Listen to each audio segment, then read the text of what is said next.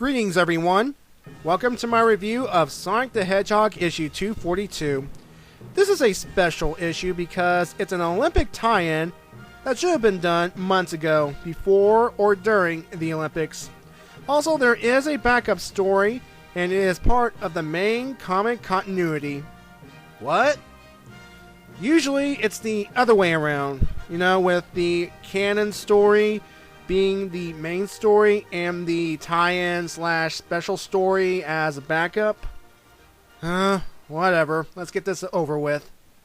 We start with Sonic arriving in the Olympic arena, letting his buddy Tails know that he would not miss this event for the world. And I like this little thing here with Sonic getting attracted to the Olympic rings. It's like, ooh, rings, must grab. Ugh. Anyway, while Sonic and Tails were discussing that they're getting gold medals instead of gold rings, three suspicious-looking referees take a watch. They are, in fact, good old Dr. Eggman, Orbot, and Cubot. And I like how Dr. Eggman essentially tied his mustache into a beard saying, I'm someone else! And Orbot and Cubot seem to have some kind of a body adaptation or something. Some full body adaptations, because as you see here with Orbot revealing his normal modular body. Yeah, it's kind of weird having a body on a body. Whatever. Anyway, they go on to explain how they rigged the Olympic events to trap Sonic's friends. Cubot explains that he sabotaged the canoe to trap the Chaotix. Orbot explains how he sabotaged the hammer throwing competition. 1, to trap Knuckles. 2, to blow up Silver. And 3, to gas Big the Cat. Eggman explains that he rigged the track so that when Amy Rose, Rouge the Bat, and Blaze the Cat approach one of the jumps, they get teleported away. Marine and Cream witness this event happening and decides to find Sonic and let him know what's going on.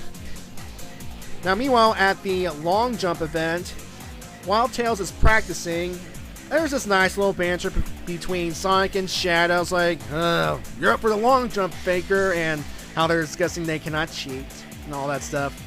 So when Cream and Marine arrive, 2 giant caterpillars arrive, and one of them snatches up Tails. Now, while Sonic and Shadow destroyed one of them, the remaining one snatched up Shadow. And lo and behold, Dr. Eggman reveals himself, and Orbot and Cubot capture Cream and Marine using both sets of hands. That's kind of freaky when you think about it. And Sonic is obviously not surprised by these turn of events. So Eggman proposes a contest, and Sonic's like, ooh, please, I will win, no problem. And then Eggman gives the excuse that, I have a poor back, and he brings in his substitute, Metal Sonic. And again, Sonic is not surprised. So, thus, the Olympics officially begin.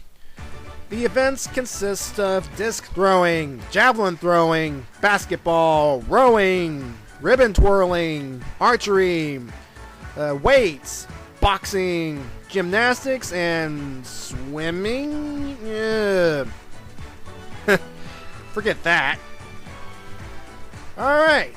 Now, while all these events, with Sonic being the only flesh and blood creature in these events, it's actually tiring him out. He's getting a bit tiresome, while, of course, Metal Sonic feels no effects. And the final event is the 100-meter dash. And Sonic wish he can get a ring or so to get a little boost. And here it comes, folks. One of the most corniest things I have seen in a long time. Sonic goes up to the Olympic banner, touches the rings, and in the hopes of spirit, friendship, unity, peace, and competition, be empowered with the Olympic spirit. Jeez Louise. Oh man, so lame. I mean, oh, you gotta be kidding me. I'm just face palming right now because of this. Ugh. And with that extra boost, Sonic wins and steps on the capsule containing his friends. Eggman, Orbot, and Cubot beat a hasty retreat, and all's well. Ugh. So, everything's all hunky-dory. Tails is like, way to go, Sonic! You want to stay out this Olympics after you've been through all that? And Sonic is like, no way!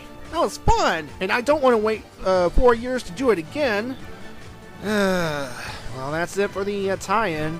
Although, some of these people are powerful enough. I mean, why couldn't Shadow Chaos control or something? Perhaps he needed a Chaos Emerald or something. Whatever. Archie and Ian were probably under pressure from both Sega and the International Olympic Committee to make a special story celebrating the famous sporting event. In a way, it makes sense because Sega has been known to release Olympic-themed games featuring Sonic and his friends, and most of them also feature characters from another famous video game franchise. You know, the presence of Mario and company would have made the story much better, but alas.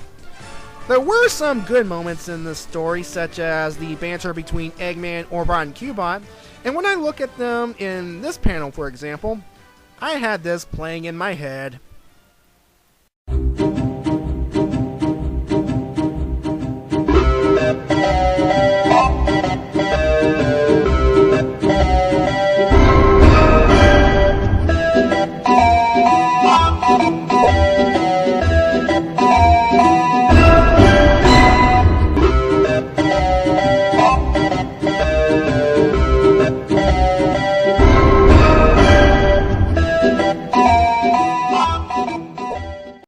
The brief interaction between Marine and Cream, and I bet you anything Ian had a blast writing for Marine once again. Also enjoyed the whole banter between Sonic and Shadow at the long jump. I also find Sonic and Metal Sonic standing on the edge of the pool amusing. Now, that ending, it was so corny, so lame. I mean, such a Deus Ex Machina. It's like, ugh. I know it was a setup, but I understand what it means. I understand the meaning of the story, but geez, so corny, so lame. It could have been executed a little better. I mean, was it just a banner? Are those actually magic rings that Sonic brought over and they spray painted it into the Olympic thing? Be more clear. Ugh. Now, despite the character interactions, despite Ian doing his best and Jamal Peppers doing some good artwork, I'm going to give this story a 6 out of 10. Thankfully, though, the backup story will get things back on track. We begin exactly where issue 241 left off. Sonic and Team Fighters are approaching Albion, which is currently under attack by Eggman. And they come across a bunch of egg swats riding a bunch of robotic turtles. Now, these robotic turtles are actually the larger portion of a badnik known as Turtloids. And Turtloids have appeared in the following video games: Sonic the Hedgehog 2 and Sonic 4 Episode 2. So, more game badniks are being incorporated into the comic.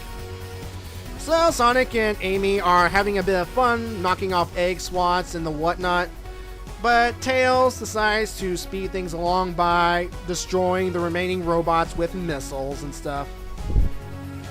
And they are approaching Albion, and oh boy, do the echidnas need help big time, because yeesh.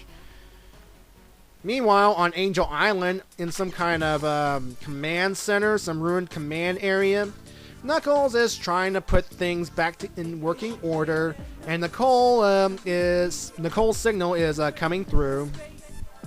And she asks, why is Knuckles relying on such technology if Knuckles has some disdain for it? Well, Knuckles explains that as the Chaotix, or at least some of them, are gone looking for Mighty and Ray. and he needs all the help he can get to watch the island. Nicole then starts to pick up on the signal, and it turns out it's a garbled SOS, and Knuckles figures out it's coming from Albion.